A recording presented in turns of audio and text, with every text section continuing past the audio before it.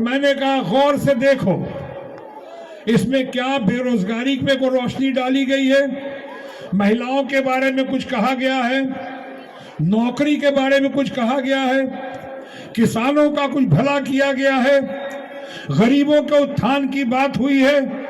कुछ नहीं। एक लफ्फाजी 2024 का चुनाव को ध्यान में रखते हुए मीठी मीठी बातें करने की कोशिश की गई है, यानी लेकिन मीठी बात करने के चक्कर में नीम दे दिया। नीम की कड़वाहट आ गई इस बजट से, और उस नीम से भी निकल ही नहीं पाए थे कड़वाहट से कि तब तक देश का इतना बड़ा या देश का सबसे बड़ा घोटाला सामने आ गया। अभी जो अडानी का घोटाला आया है, यानी नीम पे करेला कर दिया। एक तरफ नीम, ऊपर से करेला। ये अडानी का घोटाला जो है, यानी अडानी जो शीर्षक है, अडानी का घोटाला, ये कोई मामूली घोटाला नहीं है। भारतवर्ष के इतिहास में इससे बड़ा घोटाला नहीं हुआ था। 4-5 दिनों के अंदर में 11 लाख करोड़ रुपए स्वाहा हो चुके हैं इन्वेस्टर्स के, स्टेट बैंक ऑफ इंडिया के, लाइफ इंश्योरेंस कॉरपोरेशन के। लेकिन सबसे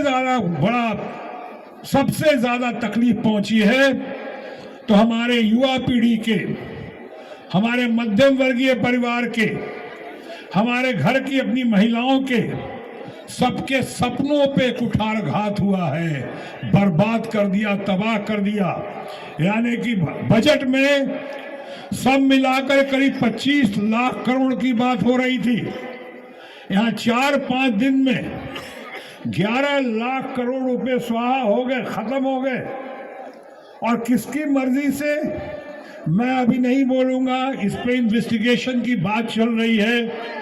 आजकल पार्लियामेंट नहीं चल रहा है, यानी सत्ताधारी हमारे माननीय प्रधानमंत्री, हमारे जो भारतीय जनता पार्टी के फ्रेंड्स हैं, वो नहीं चलने दे रहे हैं, क्योंकि इनके पास कोई जवाब ही नहीं है कि सारा सपोर्ट उधर से किया गया।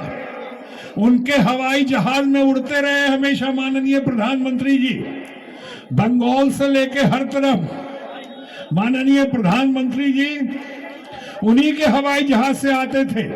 ऐसा लोग कहते हैं अडानी के हवाई जहाज से।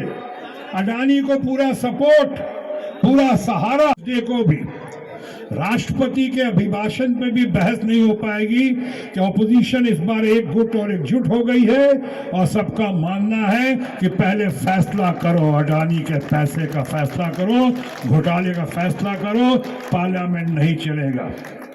इसीलिए मैंने आपसे कहा कभी ज्यादा कुछ कहने की जरूरत नहीं, मैं 5 मिनट में अपनी बात खत्म कर दूंगा।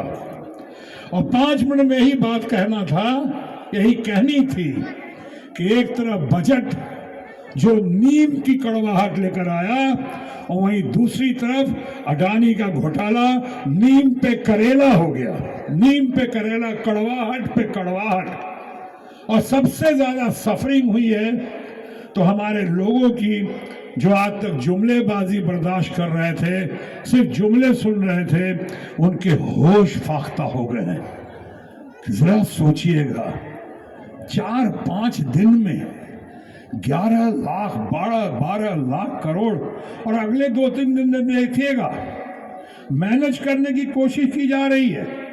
आपने देखा होगा कि घोटाले के बाद पहली बार आपने देखा, पहली बार ये जुमलेबाजों की सरकार जो रही है, उसमें से एक आदमी बोलने नहीं आया है।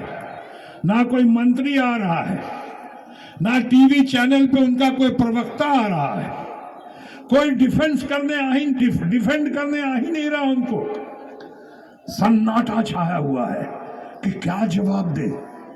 ये अडानी, ये तो जो मैं भी कहता था और हमारे दोस्त लोग भी कहते थे कि हम दो और हमारे दो की सरकार, हम दो हमारे दो की सरकार, या पहले मैं कहता था कि 1 man show and 2 man army की सरकार।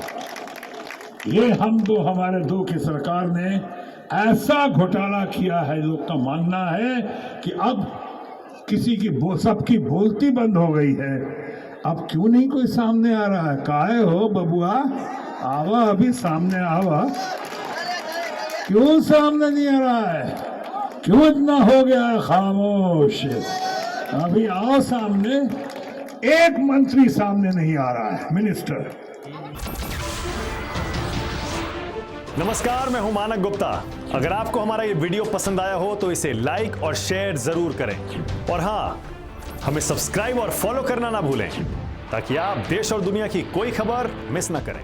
तो जुड़े रहिए हमारे साथ और देखते रहिए न्यूज़ 24।